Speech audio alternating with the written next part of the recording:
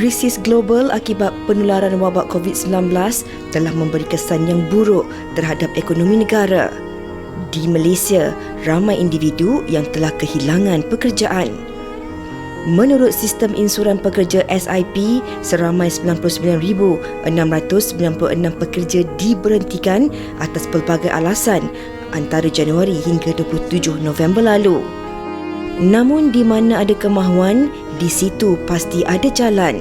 Itulah prinsip yang perlu ada bagi mereka yang sentiasa mahukan perubahan dalam hidup untuk keluar dari zon keselesaan. Terdahulu, seorang bekas juruterbang beralih kerjaya sebagai penghantar makanan selepas diberhentikan kerja. Turut tular di media sosial, seorang bapa terpaksa membawa anak kecil ketika bertugas menghantar makanan. Selain itu, seorang ibu tunggal terpaksa mengambil upah membeli barangan keperluan demi meneruskan kelangsungan hidup sepanjang tempoh Perintah Kawalan Pergerakan PKP kerana tidak dapat berniaga. Tidak ketinggalan, golongan suri rumah juga kini mula bangkit dengan menceburi bidang keusahawanan. Ini semua dilakukan atas faktor tanggungjawab mencari nafkah untuk menyara keluarga. Rezeki ada di mana-mana. Namun, adakah kita mampu untuk bangkit semula dan keluar dari zon keselesaan dalam mencari rezeki di sebalik pandemik? Baik, Fatin, seperti mana kita saksikan, rezeki ada di mana-mana. Tapi persoalannya, adakah kita ingin mencarinya, adakah kita ingin menciptanya? Dan satu lagi, adakah kita mampu untuk menurunkan ego kita untuk melakukan sesuatu di luar, orang kata, zon selesa kita? Ini akan nak kongsikan dengan anda dua tetamu istimewa di studio. Kami bersama dengan Mamu Zir, iaitu pengusaha ataupun pemilik nasi kandar transporter. Apa khabar, Cik Mamu? Baik, alhamdulillah. The transporter? Ya. Okey, Dari Penang. Ya, dari Penang. Okey, dan di sebelah Mamu Zir, kita bersama dengan Kavi Vanan Subramaniam, T Masalah. Tim masalah viral. Okey, kedua-duanya mempunyai kisah mereka yang masing-masing, iaitu Mamu Zir, orang kata hilang pekerjaan, betul dan juga Kavi sendiri seorang graduan yang mencari kerja tak dapat. Dan sebentar lagi kita akan menghubungi seorang wanita yang juga pernah viral, penghantar makanan atas talian yang berbasikal. Satu kisah saya kira hari ini anda perlu bersama dengan kami sepanjang perbincangan ini kerana bakal memberi inspirasi kepada anda. Kita nak start dengan Mamu dululah. Bagaimana agaknya Mamu tercetus idea di kala macam apa orang kata hilang pekerjaan tu, tapi rasa macam ada ni sesuatu yang boleh dibuat, dan nasi kandar lah jawapannya. Bismillah. Pertama sekali, kalau orang tanya pasal idea tercetus ni, pertama sekali semua ni daripada Allah Ta'ala lah, dengan berkat mak ayah saya yang selalu doakan saya. Pertama. Yang kedua, apabila tempoh PKP hari tu, memang saya buat cleaning service belum ni. Okey. Bila tempoh PKP tu, banyak job memang tak ada lah. So, customer takut nak panggil kita untuk buat servis kan. Kemudian saya jumpa satu grup Facebook dalam Facebook lah. Nama dia Nasi Kandar Hunters. So, dalam tu, di situ lebih kurang ada 100,000 lebih. Penggemar-penggemar nasi kandar yang ada dalam tu. So kat situlah saya terfikir, guys, ini kalau aku bawa nasi kandar daripada Penang bawa main KL ni, satu benda yang baru orang tak buat, rasa-rasa boleh jadi. Tu saya terus tanya dengan isteri saya kata, InsyaAllah kita cuba buat. So dapat dalam terus nama nasi kandar transporter. Okey, maknanya berpunca. Saya kira sebenarnya zaman sekarang juga teknologi juga banyak membantu. Ya, Kalau kita lihat daripada Facebook dan sosial media dan sebagainya, itulah mencetuskan inspirasi. Okey, kita nak sambung lagi dengan Mamu Zir sebentar saja lagi. Okey, tapi Kavi Vanan ni masih muda, seorang graduan mechanical engineering. Okey, kejuruteraan mechanical. Kenapa tempoh hari tak dapat cari kerja, dan kenapa ini menjadi pilihan anda? Berbasikal pula tu. Mula-mula saya graduate tahun ni bulan 2. So tak sempat, macam saya apply banyak pekerjaan, tapi peluang pekerjaan tu amat terjejas oleh sebab pandemik ni. Betul. So dari kecil lagi saya berminat nak berniaga sebab ayah saya dia seorang peniaga. So dari kecil lagi saya mengikut dia untuk berniaga semua. So daripada tu saya berminat nak berniaga. So daripada situ saya nak start daripada modal yang kecil sebab saya baru umur 23, so tak ada banyak modal lagi. So nak modal kecil, so saya pilih nak jual teh sebab saya peminat teh. Okey. Sebab tu saya start nak buat macam ni dengan menggunakan konsep yang baru. Okey, tapi itu persoalannya tadi kita bercakap pasal kadang-kadang orang ada ego mereka. Saya ni graduan kejuruteraan. Tapi tak rasa malu ke anda kena naik basikal, jual teh? Macam orang kata okey, secara umumnya macam tak ada standard lah. Apa pandangan Kavi sendiri? Mula-mula ada macam tu orang pandang terhadap saya masa saya beginning, tapi saya macam saya buat pekerjaan yang halal, rezeki dah ada, rezeki yang halal saya cukup macam tu. Okey. Sangat memberi inspirasi. Dan macam Mamu sendiri, kita tahu orang kata idea tu daripada keluarga, sokongan mungkin daripada isteri dan sendiri. Tapi bagaimana bermulanya hari pertama sambutan daripada orang ramai? Okey, masa pada mulanya saya bawa nasi ke KL ni cuma 24 bungkus saja. Yang tu yang saya ingat. Okey. Daripada Penang saya bawa hanya 24 bungkus. Balik modal ke tak? Itulah cerita dia. Lepas tu permulaan dia lah. Okey. Setakat tu, lepas Alhamdulillah lah. Makin lama makin meningkat sampai hari ni lah. Lebih 6 bulan, masuk 7 bulan dah saya buat. Okey, pada peringkat awal tu Mamuzi, adakah apa perasaan bila job mula, apa orang kata pekerjaan mula hilang, tawaran kerja mula hilang, sebenarnya apa perasaan dan kebuntuan yang dirasakan pada waktu tu? Okey, sebab saya ni memang berniaga daripada kecil juga. Daripada umur 18, 19 saya dah start berniaga. Macam-macam berniaga saya buat. So bila kita orang berniaga ni selalu berfikir lebih pada orang lain lah. Luar pada kotak. Macam saya memang saya suka fikir benda yang orang tak buat saya nak cuba buat. Saya nak buat mesti saya kena cuba buat. So masa PKP tu memang saya hilang tu punca pendapatan. Memang saya langsung tak ada 3 bulan tu, 2 hingga 3 bulan tu memang langsung tak ada pendapatan. So dari situlah saya duk fikir macam mana nak buat, macam mana apa yang aku perlu buat, apa yang perlu buat kan. So alhamdulillah lah akhirnya dapat.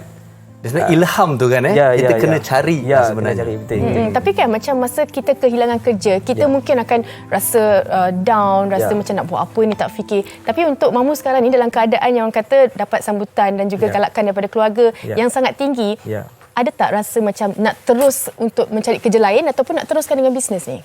InsyaAllah. Setakat ni buat sementara ni saya akan teruskan dengan perniagaan apa yang saya buat sekarang ni lah. Okey, Kavi. Sekarang kita nak tahu perasaan Kavi. Adakah sekarang ni dah rasakan bahawa perniagaan teh masalah yang satu masa tercetus kerana kesusahan, tapi anda dah nampak potensi perniagaan ini boleh pergi sangat jauh sebenarnya? Apa perancangan? Saya rasa selepas ni saya akan continue buat perniagaan ini dan membesarkan lagi perniagaan ini.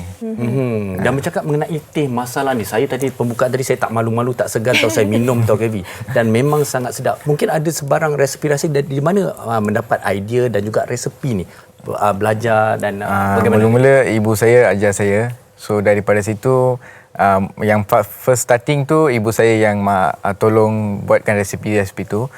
Lepas tu makin lama saya belajar daripada orang lain. Lepas tu saya tengok daripada internet juga. So daripada customer punya feedback dia nak macam mana rasa dia tu. So saya tukar satu persatu. Lepas tu baru ramai orang minat dengan teh rasa ni. Mendapat sambutan. Khususnya orang-orang yang mana memang peminat teh, senang untuk teh tu datang kepada mereka. Betul. Okey. Dan sambil-sambil tu kita juga dapat menyaksikan bagaimana perniagaan teh masalah Kavi dijalankan. Tapi Kavi, okey, tengok macam dekat tepi jalan dengan basikal tua orang kata kan. Kavi tak rasa rendah diri ataupun rasa segan ke apabila pertama kali mencuba membuat perniagaan seperti ini? Saya tak rasa segan. Selalunya orang muda tu dia rasa malu nak buat macam ni kan. So saya dah biasa. Sebab dari kecil lagi pun saya ikut ayah untuk berniaga semua tu. Konsep basikal tu orang kata menarik lah. Menarik. Apa nak malu Kavi? Masyuk. Okey. Baik, kita seperti mana kita janjikan, kita dah war-warkan daripada awal tadi, kita akan menghubungi seorang wanita hebat ni. Siti Khadijah Suhaimi, pengantar makanan di atas talian. Dah bersedia pun. Kita nak berkongsi cerita dengan beliau. Waalaikumsalam. Apa khabar Khadijah? Khabar baik. Okey, kita membaca kisah Khadijah mengenai menghantar makanan dengan menggunakan basikal. Satu hari boleh menghantar 8 kali. Orang kata semangat, orang kata kecekalan, lagi-lagi perempuan. Bagaimana? Mungkin Khadijah boleh kongsikan. Saya tengok pada adik. Sebab adik saya pun food panda juga. So daripada situ saya tengok dia punya kesungguhan dia. Saya rasa saya pun boleh juga macam dia. Okey, tapi Khadijah mungkin pernah ditanyakan soalan seperti ini. Kenapa Khadijah pilih basikal sedangkan orang lain berkereta, bermotosikal? Kenapa anda memilih untuk berbasikal? Sebab saya tak ada lesen. Okey. Dan tak rasa penat, tak rasa susah ke? Sedangkan orang lain semua cara mudah. Anda pilih cara berbasikal. Tak rasa macam tu ke, Khadijah? Saya rasa kalau naik basikal ni, dia macam senaman lah. Okey, tapi Khadijah, kalau kita nak cakap perempuan berbasikal dan ke sana ke sini, mungkin ada risiko dan juga cabarannya. Pernah tak ada pengalaman Khadijah sendiri berdepan dengan situasi yang mungkin sukar? Sukar bila hari kedua tu, saya kena tolak handphone. Orang nak ambil handphone tapi dia tolak. Macam pecah skrin dia. Okey, itu antara cabaran-cabaran pekerjaan anda yang sekarang lah. Dan mungkin kalau bila kita lihat kan menjadi seorang penghantar makanan ni sebenarnya bukan mudah. Bukan saja cabaran yang baru anda sebutkan saja tadi, tetapi juga cabaran kesihatan, cabaran cuaca dan sebagainya. Mungkin ada lagi yang anda rasakan sesuatu yang orang ataupun masyarakat perlu tahu tentang kecekalan anda ni, Khadijah? Saya memang suka. Suka Adalah. Saya memang suka. Okey, mungkin kalau mungkin ramai nak juga tahu sebelum ni Khadijah buat apa ya? Sebelum ni saya kerja pembantu air. Okey, dan mungkin dah hilang pekerjaan dan bertukar kepada apa yang anda lakukan sekarang. Dan seronok sekarang ni?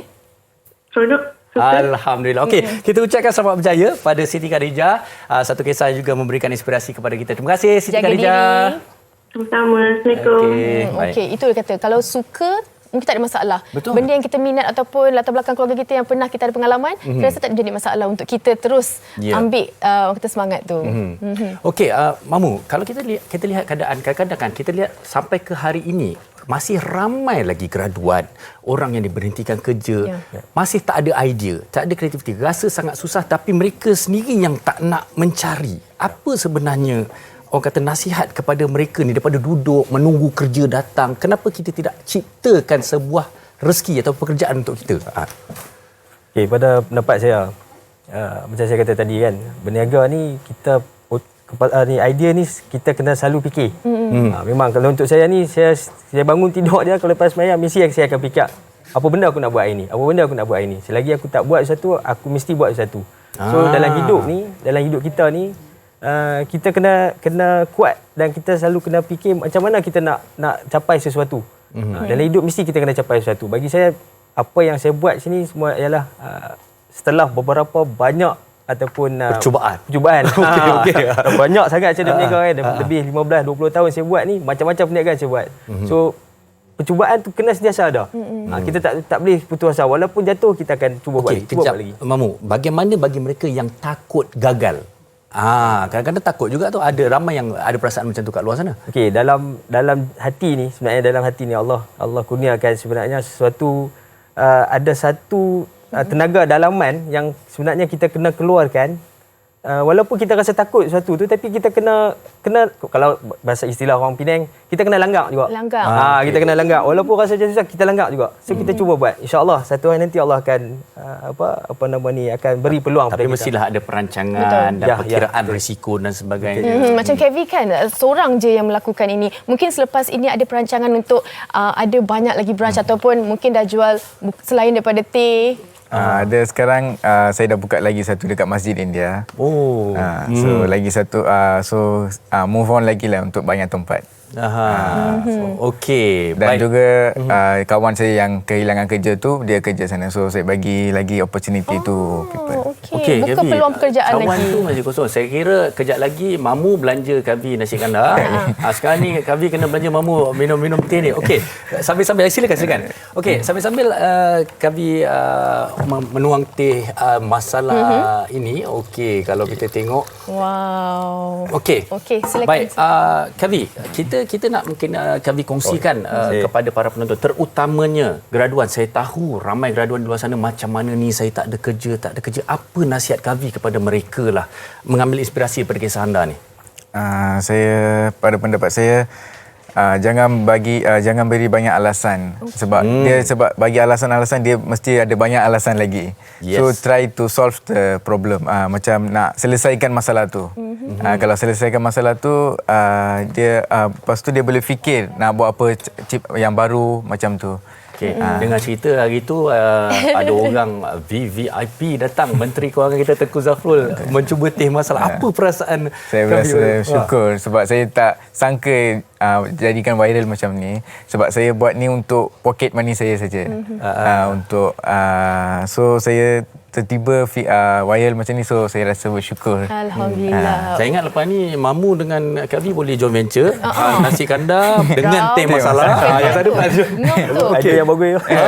Mamu, pesanan akhir kepada para penonton lah tentang rezeki pandemik ini, silakan. Baik. Dari saya ialah macam saya kata tadi, kita usaha dalam hidup ni sampai kita pejam mata. Sampai bila-bila kita akan usaha. Selagi kita tak berjaya, kita kena berusaha dalam hidup. Itu je daripada saya, insyaAllah. Okey, Kak Vi, sedikit daripada Kak Vi. Buat sesuatu yang apa tu orang cakap, buat sesuatu yang out of the box, think out of the box. So untuk yang meniaga. Dia kalau dia buat yang dia fikir tu, apa yang dia minat, dia boleh berjaya dalam kehidupan. Buat apa yang dia berminat. Okey, ramai nak mendengar perbincangan kita. Pasti persoalan paling utama sekali, mana nak mencari anda berdua ni? Di mana agaknya? Mamu, macam mana nak mencari nasi kandar Penang anda ni? Baik. Kami ada Facebook, Nasi Kandar Transporter, dan IG juga, Nasi Kandar Transporter. Okey, perkhidmatannya adalah mendapatkan nasi kandar yang original tu dibawa ke rumah anda. Tak boleh pergi Penang mai pergi anda. Okey. Okey, dan Kak Vi boleh kongsikan? Kami nama Facebook T Tambi, Instagram pun T Tambi. Sekejap lagi. Sekejap lagi berniaga ke tak ni? Ada kat Hong Leong Bank, Brickfield. Di Brickfield bermula? Di Brickfield, pukul 3 sampai 5.30. Ni rasa kena buat tong lebih sikit. Okey, kita nak ucapkan terima kasih kepada kedua-dua tetamu kita. Harapnya apa yang dikongsikan mereka ni dapat memberi inspirasi dan juga membuka mata untuk mereka sedikit idea lah, Fatin. Okey, saya takkan jemu-jemu mengulang ini kembali, Fatin. Sebenarnya rezeki itu ada di mana-mana, terpulang kepada kita bagaimana kita nak berdoa, berusaha dan bertawakal untuk mencari rezeki di kala pandemik ini. Okey, itu berkenaan dengan nasi kandar.